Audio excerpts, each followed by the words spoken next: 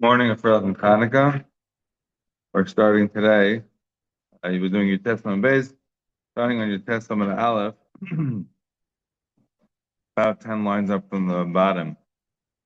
Say that the learning today should be for all the people that were hurt yesterday in Australia. It's a terrible tragedy. And our tefillas, our thoughts, and our learning should be with some. Okay, it says the Gemara, Tudah, Tanar Rabbanan. Iskim behesped. So if you recall what the Mishnah told us on Yud Zayin base, right? The Mishnah had told us that Misha Mason with the Lefanav is part of Mekriyash and that's film and that's film and it comes to some words B'Torah.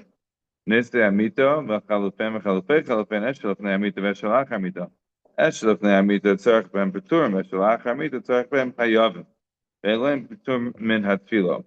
So this is now dealing with another one of those situations. Shel fnei Amito shel ach Amito. So some of the situation, Tanur Rabbanan Iskim behesped, some of the situation where they're being Isaac in the hesped, the eulogies.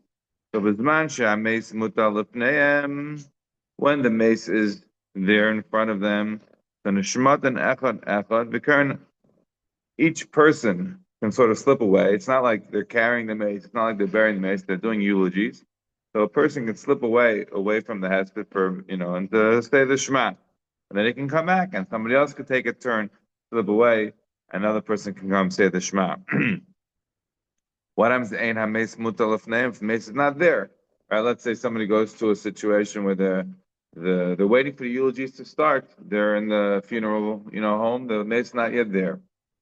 So in that situation, if the mace is not before them, so Hein Yoshim Mekarin, so they don't have to slip away. Then they could just say Shema.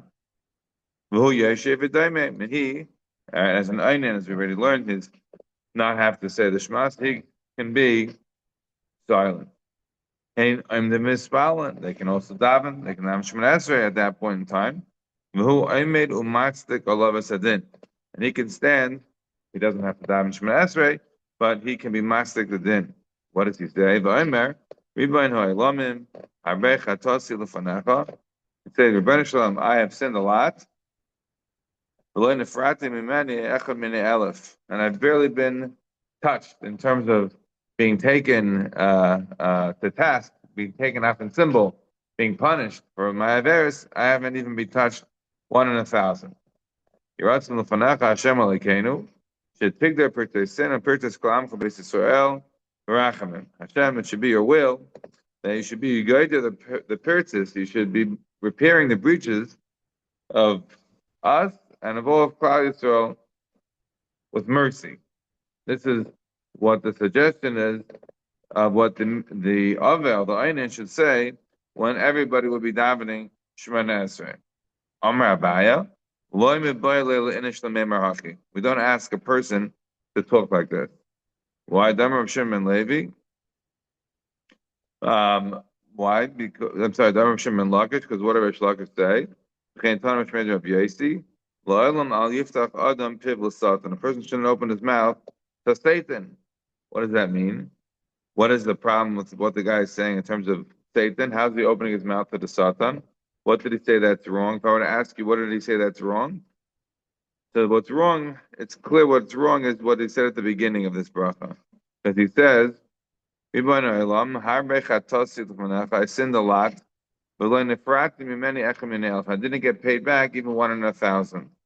That's the problem over here. Because actually in halacha, this is brought down that the mace is not mutal lefneim, so the people can be davening. And what's the Aval going to say? The Aval's going to say this, the second part of the bracha. The halacha is brought down. Yes, halacha is brought down it's in Hilchos Shmad, but we don't want to say Shmad, so we say Shin Daled Mem, right? We had one on Friday night also, right? We had Halachas Shin Daled in Chayshemish. We don't say Shade, we say Dash. Okay, so what it says in Shulchan Aruch, the Aruch HaShulchan is bringing down over here in Shin Daled Mem or Shmad Siftes. Says Aham Iskim Behesped Kol Zman Shameis Mutal Lefneim. When the people are engaged in the hesped and the mace is there before them, so then the shmotim echad, v'karin eshma mispalin. then each one slips away to say the Shema, and they can daven Shemona Esrei. And Meis Mutal Lefneim, and Yoshim V'Keirim. Then if the mace is not before them, so then they can sit right there and say it. And the Einin, he sits there in his silence. They get up to Dam Shemona Esrei. V'umastik all of a sudden. And he's mastic to them. What does he say? Hashem Tigdar Pirtei Seinu Pirtei Samcha Beis Yisrael Barachamim. So you see what he's able to say at the end, that Hashem should repair the breaches among the Jewish people. But he's not able to say the first part, which is I've sinned and I haven't been paid back even 1,000 of my sin. Right? Even 1,000 of my sin, I haven't been paid back. That you don't say. But the second part of it, which is that Hashem should be good to the purchase of the Am Beis Yisrael, that he should repair the breaches of the Jewish people, like we just said about what happened in Australia. Like Hashem should be repairing the breaches that happened to the Jewish people. That's not a problem. That part you could say. Makes sense? Yeah. So we'll just mention over here another point. Later, look on the Gemara later on Samach Lamed Aleph, which we'll get to eventually. So the Gemara says on the bottom of Samach Lamed Aleph, the Gemara has the same bit again. This time it's talking about a Beit HaMerchant. So the Gemara says over there, it's also about 10 lines from the bottom.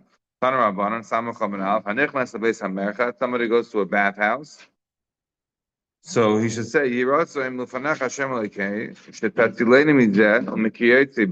should rescue me. Nothing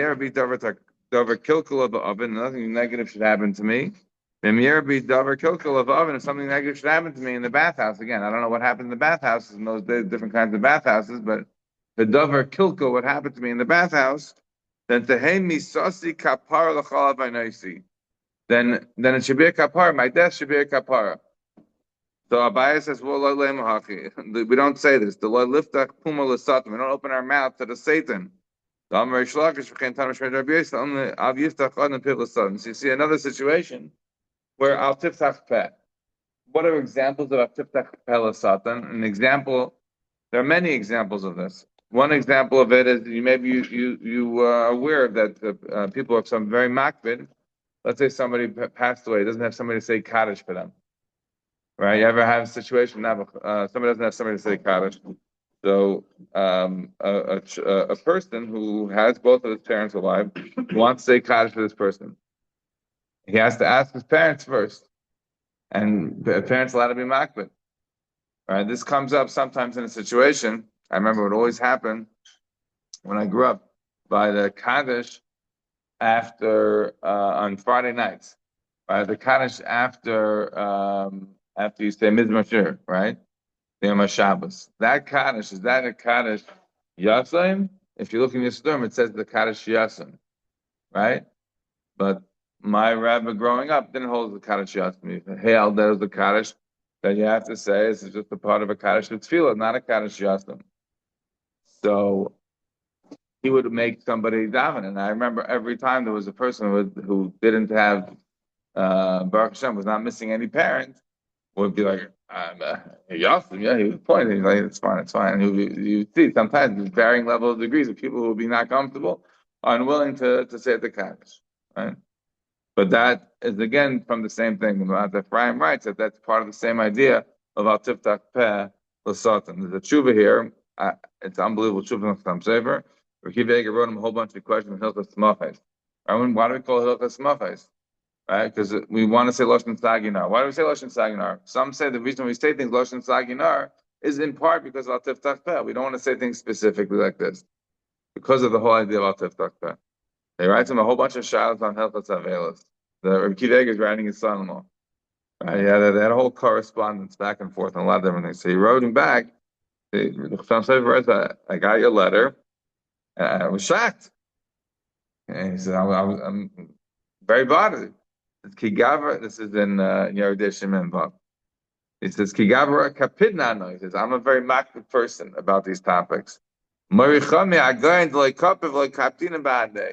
know you're not makbid on these things, right? More litvish, not so heimish. So that you're not makbid. He's quoting Gemara Psachim Kuf Yud, meaning about Shadim, right? That the Gemara says, Moshe brings down the halacha, that people who are worried about these kinds of things, they have what to be worried about. But people who are not worried, you don't have what to be worried about. So he says, I'm worried about these things, and you're not worried. But for me, I'm worried. And then he says, You wrote all these. You wrote all these questions to me about Hilchas Avelos. V'amnu shkaga yatzne lifnei shalit. Hagadol kadosh marichami again neira yarv and asesi avel. In kodesh sichas avoy lai shmua meimi atzadekes zecher zuchran lebracha. So it sounds like what he's saying is that he was dealing with these questions and his mother passed away. That's how I'm reading it. I'm not saying he's blaming it on him, but it sounds like he says, now that I am finished with the Avelis, I'm looking more in it. It's more counting the Sarate. So now I want to write back to you on all the questions. But it sounds like it was in part, he's feeling that because he was thinking about Hilchas Avelis and learning in the Sugya, for some people, they don't want to study like Hilchas Avelis except on Tisha B'Av. Some people don't want to study Hilchas Avelis except like on a situation where there's mamish a reason to. Why? Because again, I'll tiftach back. I'm not saying it's brought down in halacha like that, but it's a kind of capacious that people have. I'll tiftach back. When I grew up, was a massive thing. If you would say one negative thing about my grandmother, my mother, it's also like it's you know what I'm talking about. Like a certain kind of a capacious that people have. Okay. So says the Gemara. What's the proof to what Rish Lakish said? Al tiftach pehem. So I'm Rabbi Yosef. My car wasn't meaning pasuk. Pasuk tells us we read it every Shabbos Chazon. Kemat kistei hayinu ma hadalahu anavi. Right. The pasuk told us so that kistei hayinu kamar daminu. What did the Hashem, as it were, respond? Shimu devar Hashem kitzine sedaim. You opened up your mouth to say that you're like sedaim, and what's the response? You are like, in fact, Sedaim. Hashem hadn't called us Sodomite. When we called ourselves that, then Hashem starts to call us that, and as it were, is looking at us in that way. That's an example of Al Tiftach Peh L'Stata. All right, here's the Gemara, a few lines up from the bottom of your test. Cover us hameis v'chazru. So now they already buried the guy and they're coming back. So again, this is the situation they haven't yet said Shema. If they're able to say the whole Shema, so then it's not a problem. Of a parak echad, like pasuk echad, then it'll be mashman that if you can't say the whole thing, or even a parak, then you shouldn't start saying the Shema. Friends, the more sincere, I have a Bryce that seems to contradict this. It says, "Cover us hameis v'chazru." When they buried the mace and they're coming back, says the Gemara answers that you're asking from this brisa that it sounds like even if you're going to say one parak or one pasuk, that's sufficient. You could say it. Hachanami kamar. Says we're not here. It's not a contradiction. Why not? It's hachanami. What does it mean? You could read the Mishnah as essentially saying the same thing. Now what? Afilu parak. In other words, the Mishnah doesn't say it. But what we're adding in, that what it means, if you're able to start and finish, it means that filu parak echad, filu pasuk echad, even one parak, even one pasuk. Actually, shura, before they reach the shura that they would make for the mason to menachem them, so then yaschilu. So in other words, they buried the dead person, and now they're going to make a shura on the way out of the way to the basic forest. And he's going to walk through the shura, the ayin and the avel is going to walk through now the shura, and you're going to say Amokim Nachem Eschem to the person. So if you're able to say the Shema, so say it. If you can't say it, then don't. What does it mean? If you can, we're saying Maskana. Even if you can say one pasuk, whatever you're able to say before the avel is going to walk through the shura, then say it. That's Maskana what we're saying, and don't say it's a steer from the Mishnah, because the Mishnah, when sort of if you just read the Mishnah said that cover at the mace v'chazru imichan lahaschav ligma ashlei yilashur. So then yaschilu doesn't mean that you have to finish the whole Shema. It means even a parak, even a pasuk, anything that you're able to finish. If you can finish the whole Shema, great. But whatever you're able to finish, do it. To do it bismanai, ideally. Okay. So we are now turning the page. We are your test on the base. We have a very juicy sugya. Unfortunately, with the Amud Yomi, we don't have a chance to really get into the juice of this sugya. But we will touch on it nevertheless just a little bit. Says the Gemara. We are at the top of the page. Tanar Rabbanan. Shura, the last bit from the Mishnah, still Tanar Rabbanan. Shura Haraya Panima. Petura. V'she'enere penima chayevet. This is juicy for a different reason. So the Gemara says that when they made the shura, right, for the aval, so he's going to walk through, they're going to say, "Amakim menachem eschem." So, actually, it's brought down halacha that you're not supposed to make, these small towns, right? Today it's not applicable in places like ours, but in those days, so yeah, if you had two mason, they shouldn't make two levias going on at the same time if they're not going to be able to be enough people at each, right? So stagger it. So you wanted to have at least a million of people, not including the aval, to be able to be menachem. So the aval is going to walk through the shura. So those that are closest to the aval, they're able to say something to him, they're able to see him. Then they, what do you call? Then they the part of the shura that's able to see the aval, so then they're not going to be saying Shema. But if they don't, like you have a clutch of a mace, it's a huge crowd. So you're making a shura, but obviously the people who are rows in, deep in, they're not going to be able to say anything, so they can say Shema. It's not they're mechuyev to say Shema. There's no issue. Says the Gemara, an additional qualification. Rabbi Yehuda Omer, haboim machmas ha'ovel peturin, machmas atzman chayochin. What does it mean? Those who are coming machmas the aval, they're pater and saying Shema, but those who are coming machmas atzman, what does it mean machmas atzman? Look at Rashi. Machmas atzman, v'loy machmas kavod. They're not coming to pay kavod to the maze. Shaloi bo lenachem. Then their point of coming to this levaya is not to give them the chama. Elur says the mur. They want to see what's happening. They want to know if us is nice. They have to understand what's going on in the game. So for those people, they are going to remain chayiv. Not so clear from the Gemara. Is Rabbi Yehuda coming to qualify even the people in the Penima? So that's what it seems like. It sounds like even those who are in the Penima, we're saying are pater, it sounds like what Rabbi Yehuda is saying is that they're chayiv if they came back with atzman. That's I think the way to read what Rabbi Yehuda is adding in over here. One additional point to note is that, so I guess mention one more thing, is that this all seems to apply. Our Shulchan says,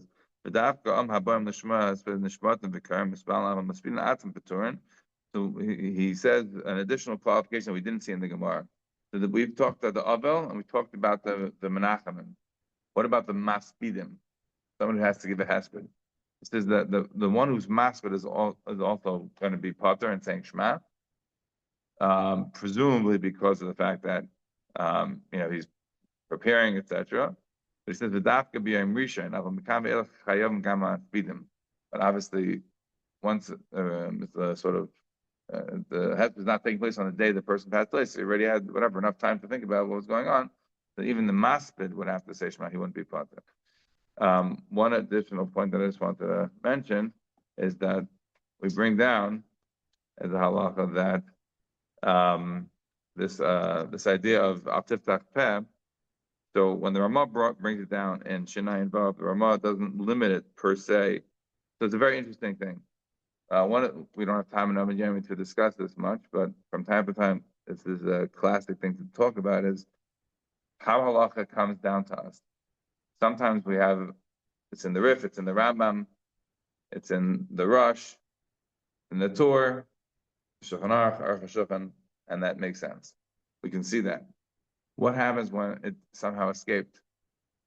Didn't go into the Rambam, didn't go into the Rush, didn't go into the Torah, the Rif, and then it pops up and like the kids Shulchan Aruch. It was a very fascinating halachas how that happened. Can't get into that now, but there are halachas like that. This one about al tiftach peh is not mentioned in the Rambam. The Rambam doesn't mention this halacha. This, for those who study the Rambam, you understand that it's not something that would be odd. It very much makes sense. Al tiftach peh is not one of the things that the Rambam would bring down. The same way he would bring down halachas about shadim, as we'll see later on in Brachot. However, this halacha, when it's brought down, is brought down by the Ramah. The Ramah says he's bringing it down from the Rif. Now, I went through the Rif. I haven't been able to find it in the Rif. Can't find it in later on in Brachot. I can't find it here in Brachot. So I'm not sure where in the Rif he saw it. I only see that he brought down the bracha, the second part of it, which I assume is what he means. By bringing down the second part of the bracha, By definition, that's what the Rip is trying to say. That's what the Ramah must mean. Now, when the Ramah brings down this halacha in Shin Ayin Vav, he says, Lo yoymar, a person shouldn't say, it's being brought down in Hilchas Avelis that a person shouldn't say, I've sinned a lot and I've only been paid back, I haven't even been paid back 1/1000th of what I've done. A person shouldn't say that. The Ramah is not seeming to limit it to the Avel, even though it's in Hilchas Avelis, and even though that's how it comes about. Right? Remember the Gemara later on in Brachot on Samach has nothing to do with an Avel. That's a Gemara about going to a bathhouse. That a person, when he goes to a bathhouse, shouldn't talk about the kilkel, right? That we saw before. So when the Aruch HaShulchan brings down the halacha in Shinai and Vav in Yeridea, the Aruch HaShulchan brings down as Lo Yomer HaAvel. It's like a halacha in the Avel. He's not supposed to say it about himself that he has done so much wrong and he hasn't paid back even 1/1000. But it sounds a lot stronger in the Ramah that we're not limiting it to the Avel. It's anybody. This idea of Atif Peh is not just a Hilchas Avelis point. It's a point in general, which would explain all the grandmothers that were always very worried about Atif Peh. That's more the Ramah. If you bring the Aruch HaShulchan, it's about Hilchas Avelis. It's limited to the Avel. It's talking about the Avel. But no, we're saying it's much broader. And that's why it's not just limited to Kaddish. That a person who's not a Yasim doesn't want to say Kaddish Yasim or whatever. No. It's a situation more general. That's why we generally use Lashon Zaginar, etc. That's the last thing I wanted to just mention on this point. Okay, now we get to another very juicy sugya. This is a fundamental sugya. It applies a lot nowadays by people who would like to take one of the aspects of this Gemara and use it as a kujo, which, as you'll see, the Gemara makes it not so necessarily clear that you could do that. Says the Gemara, Amar Rav Yehuda. The reason that we're bringing down this Gemara is because we have just said that essentially you're canceling Shema, right, in certain situations because of the fact that you're by a hesped, so you're putter from saying Shema. We want to discuss this idea that you have a mitzvah d'oraisa, and we're somehow giving you a p'tur from it. How does this happen? That sometimes you seem to be canceling or saying that something is putter. As we pointed out in our Sunday Teresh B'Alpeh classes, now there's no way. Right, this is your Shaman Sanhedrin says the Torah is not given chatucha. You can't point out in one place in halacha every possible relative value trade of how it's going to apply, because there's millions of permutations. There's infinite myriad permutations that you can have a halacha apply. So how are you going to apply a halacha in every situation? If you have to write down every situation this halacha would apply, then one halacha would take up a law book. The next halacha would be impossible. So you can only write about that specific halacha, and then build each specific one, and then hopefully have people who can make the value trade between them and understand which ones to trump over which ones. So you have Hilchos Kriyas Shema, and you have Hilchos Avelis, and you have to be able to apply these. But now what we're doing is extrapolating from that to other types of halachas and seeing the relative value trade when sometimes something should trump over another thing. But they're both values, but ones that contradict. That is the question of this Gemara here. Says the Gemara, somebody who finds that he's wearing klayim, he's wearing shanas, and he didn't know. It wasn't like he just didn't know. He happened to have put it on, and somehow he finds out that he's wearing klayim. So Pashtan Afilu B'Shuk, he has to take it off even if he's in the middle of the market. My time, what do you mean? He's going to walk around Arum, he's going to walk around not dressed. Because the Pasuk tells us in Mishlei, there's no wisdom as compared to God. So there's a situation, Chil Hashem, meaning you're walking around wearing Kalayim, so you don't give cover to the Rab. In other words, you're an important guy. It's true. We very much care for you as Kavod Abriyas. Absolutely. We respect you. But relative to the Rebbeinu Shalom, no. Relative to the Rebbeinu Shalom, you're an Ephes. You're a zero. So if the Rebbeinu Shalom says no Kalayim, so Ein Chalkim Kavod Rab. Since it's a Chil Hashem that you're walking around wearing Kalayim, you got to take it off. You're going to say, I'm not appropriate for me. It's not I'm not appropriately dressed then. Too bad.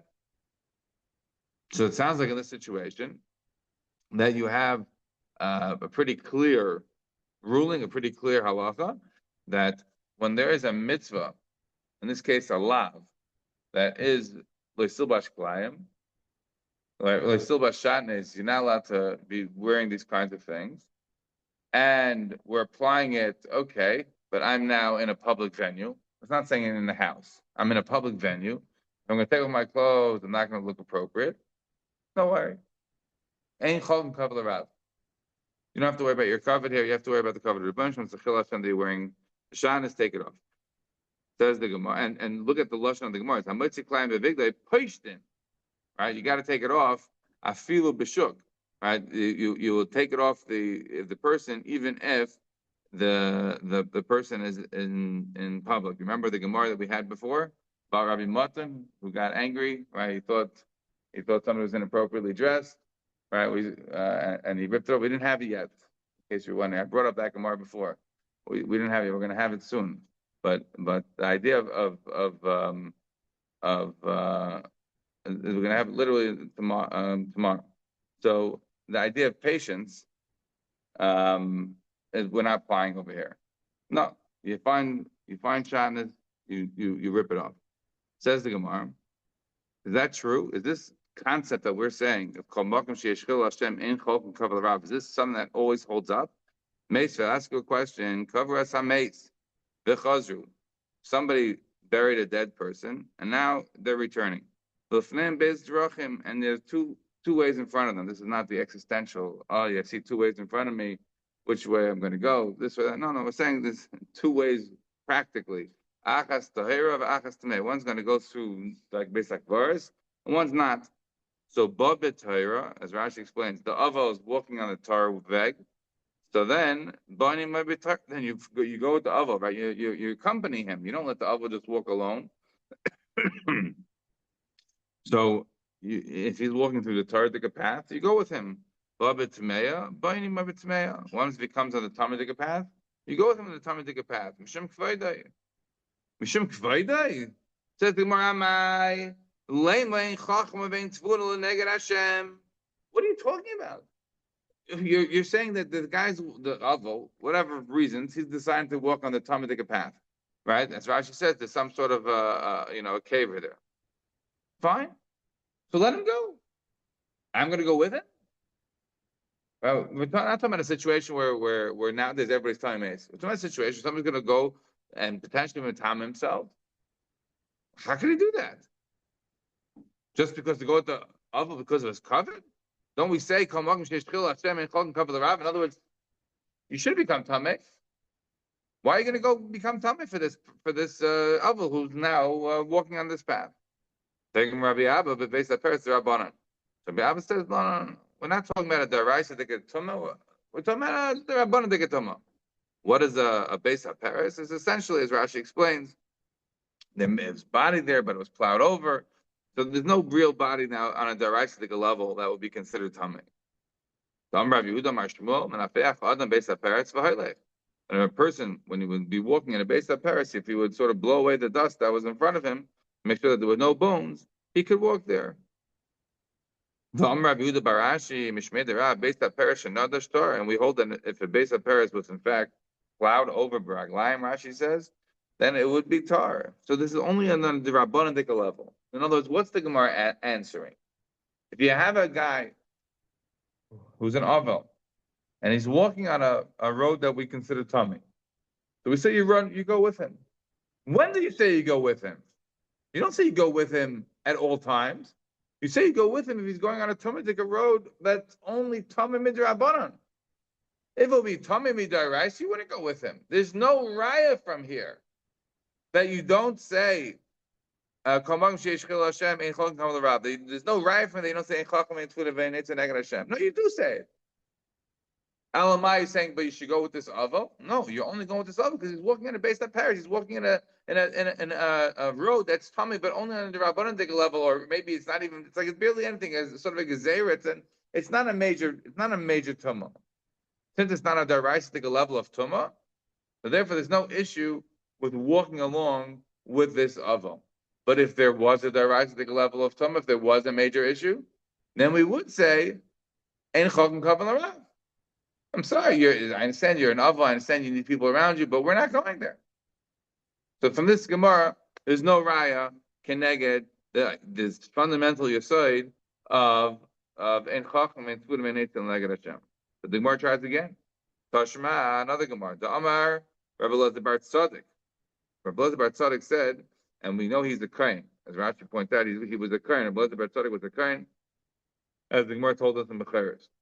So Rabbi Elazar bar Tzaddik was said the following: Medalgin hayinu al gabe aron shel mesim lekras malchei Yisrael. We used to jump over the aron of the mesim in order to go greet the kings of Israel. And not just to greet the kings of Israel, even to greet non-Jewish kings. Because if you to see the non-Jewish kings, then you'll understand the difference between the Jewish kings and the non-Jewish kings. Before we go any further, you do remember the Gemara in Testament Beis, right? What did the Gemara in Testament Beis tell us? The Gemara in Testament Beis told us that when somebody is zeichet to do vasikin, right? Meaning he says the Shema right before Nates, and he says the Shema Esrei right after Nates. So the Gemara had told us that somebody who's zeichet to do vasikin is going to be zeichet mamish unbelievable. That kol asemech gula tefillas was mishum de kahala kedisha de Yerushalayim. Kol asemech gula tefillah eina nizay kol hayom kula. He's not going to get hurt the whole day. So Reb Zera said, "Oh, I was zeichet to do vasikin, and I was itzik. I did get hurt." So they said to him, "Really? How did you get hurt?" The Antias Asal Be Malka. They had to go carry some crown, myrtle of like hadassah, myrtle for the king. You should have paid for the schus to be able to go carry this myrtle crown for the king, the non-Jewish king. Why? Because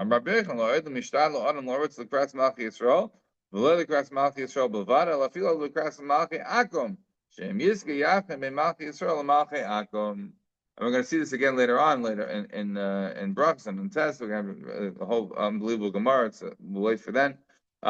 This is a fundamentally said. We believe that's a vital importance to understand the difference between a Jewish king and a non-Jewish king. That you should go see a non-Jewish king. There's nothing wrong with going to do it. In fact, one would like Rabbi Elazar bar Tzaddik jump to go do it, but notice that he didn't just run to go do this. He jumped over dead bodies. So says the Gemara, what? Rabbi Elazar bar Tzaddik says that they would jump over a runners of nation to go see non-Jewish kings. I don't understand. So why don't we say the same exact point that we said before? I understand. There's a value to go see a non-Jewish king. There's the value. But the Torah was very clear. And what did the Torah say about a kohen? As Rashi points out, you're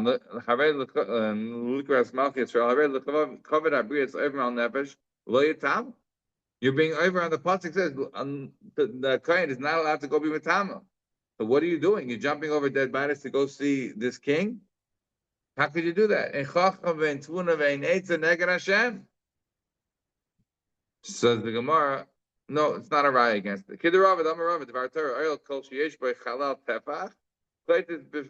These are not dead bodies just hanging around. And if a dead body hangs around and is not covered by a box, the tumah is going to go all the way up. But here, these dead bodies are in the aron, and the aron has a chalal tefach. It basically has a space between the body and the cover, and that space essentially stops the tumah. This tumah ends over there. So by jumping over, even though it may look a little gross, but is not becoming tummy. The kohen is not becoming tummy by doing this jumping over. So says the Gemara. So says the Gemara, the Amar Rav Bartor oil have a chalal tefach. That's a chatita. If it doesn't have a chalal tefach, ain't a chatita b'nei atoma. The roiv aroinos yesh ben chalal tefach, and most aroinos have a chalal tefach. The gazal sheyesh ben mishum she'ein behem. And they made a gzera that you shouldn't be going next to these aronis, even though most of them have a chalal tefach, because maybe there's one that doesn't have. So miksham k'vay malach and like gazu ben rabbanan. But when it came to a situation like this to go see the king, so they didn't make this kind of a gezerah. So it comes out then what? There's no kasha. You can't ask me from the fact that the Rebbe Tzaddik is going to jump over the Irenis of the dead to go see the malachim. That you see, you don't say Ein Chacham Ein Tvuna Ein Tzin Neged Hashem. That he's able to violate a mitzvah, a law in the Torah of that says by a kain. It's very clear. The pasuk Al Nefesh Lo Yitami, not able to become tamei except for certain people. No, says the Gemara. The answer is that it really is not dealing with a deraisa kind of an issue. It's not even a rabbanon issue because 100% is a chal tefach. Is only a gezer from the rabbis out to a situation where there wouldn't be. So they didn't make this gezer here by going to see a king. So therefore, it was entirely permitted for Blazer Bar Tzaddik, even if it sounds a little bit odd what he was doing, because it's such a great idea to go see these kings. So it was not a problem at all. So therefore, it's not a question on our fundamental yesod. Good? Says the Gemara, another proof. Let's try again. This one is where it gets really unbelievable. Says the Gemara, Tashma. Maybe you heard of this one. Don't we have a concept that says covered abrius is so important? It's even and we can't get into it more, unfortunately. But this is a fundamental one. It comes up again and again. Says, what do you mean? God the covered abrius says how can it be say ein chacham ein tvuna ve'ein eitzah neged Hashem? Say that it's a situation where your covered abrius, as important as it is, it obviously can't violate mamash something that it says in the Torah. So Tirgum Rav. So this would be now a question, right? Because you see God will cover abrius that it is doichel Hashem Torah. So you see, don't say ein chacham ein tvuna ve'ein eitzah neged Hashem. You doichel that. Says the Gemara. Tirgum Rav Bar Shva. Kamei de Rav Kahana. So Rav Shva answered in front of Rav Kahana. Belav loy saser. But it's talking about the lav of loy saser. What does it mean, lav of loy saser? What does he mean? What is he trying to say? So it sounds like the lav loy saser deraisa. So he's saying that at this stage of the Gemara, they're saying that covered abrius is so important that it's doichel the lav of loy saser. So achicho le lav loy saser deraisa. And they made fun of him in the shir. They made fun of him and said, lav loy saser is also deraisa. What are you telling us? Says the Gemara Rav Kahana. Rav Kahana said, "Gaver Rabba Omar Milsa lo techicho leo." If a great man is saying something to you, don't laugh at him. What is he trying to tell you? What he's trying to tell you is that everything that the rabbis did in all of their laws, the rabbis took all of the rabbanans and tied it to what? Loisaser. Every rabbanan, right? This is how it becomes. It's a fundamental Chanukah verse, right? Of how you're able to say, right? The Bahag wants to quote the Chanukah as part of the 613. How could it be? Everyone makes fun. What are you talking about? Oh, let's do Loisaser. You can bring in Loisaser to explain all the rabbanans. So what is Rav Bar Shva saying? He's saying that let's look at this Rashi, the fundamental Rashi. Call me the rabbanan. This is what was going on here. Anything that's rabbinic, it's going to be pushed away because of covered abrius. When we say God will cover abrius, it doesn't mean a regular loisase. It means a loisase of loisase. In other words, the divrei seifrim that is being required for us to do because of the lav of loisase. And that's why it's called a loisase. It's not literal loisase, but it's the loisase of loisase. But the kakasha l'chudaraisa, and you're going to ask, oh, it's a deraisa? No. Rabbanan afilu l'karei l'avral devrim heicha diga covered abrias. Going to talk to b'shavas avanim shel beisakise l'knayach v'misha nitzko tzitzis talisa b'karmelis le'yitzrichu l'aniach talisa sham v'l'kanes l'beisei arum. So essentially, what we are saying is that covered abrias is very important. It's doicha what? Aloisa sesha b'teira. What do we mean when we say it's doicha aloisa sesha b'teira? It doesn't mean that it's doicha a literal loisasa. That would be then knocking out this idea of ein chacham ein tvuna ve'ein eitzah neged Hashem. Rav Bar Shva is telling us that it's doicha the loisasa, quote unquote, of loisasa, which means it's being doicha the rabbanans that are called the loisasa shebetayr by the rabbis in order to sort of give a chizik to the devrim in order to get us to take it with appropriate severity. One fascinating point just to mention before we stop is that what did Rav Kahana say about Rav Bar Shva? He says, "Gaver Rabba Omar Milsa lo tachichola." Some great rabbi is saying something, don't laugh at him. And you remember the Gemara that we had just before. The Gemara told us, and in Yadal Ramral, remember the Gemara? The Gemara told us that there was a situation about Hallel. And the Gemara said that Rav Bar Shva ikla l'gabed Ravina. Rav Bar Shua came to Ravina. B'yom she'ein hayachid gomer sahal. The situation where they didn't finish the halal. V'loy pasik le, and Ravina didn't stop for him.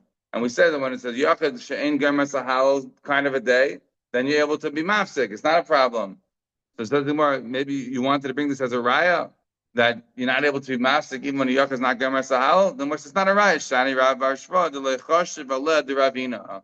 Rav Bar Shua is not important to Ravina. He didn't think of him as a guy of a rabba. Very fascinating. Then that Ravina is saying that Rav Bar Shua is not so special. He doesn't need to be mafsik for him. Mishum kvaydai. And yet over here, if Khan is saying, no, Rav Bar Shua is a big guy, don't laugh at him. We'll leave it at that. Have a wonderful day.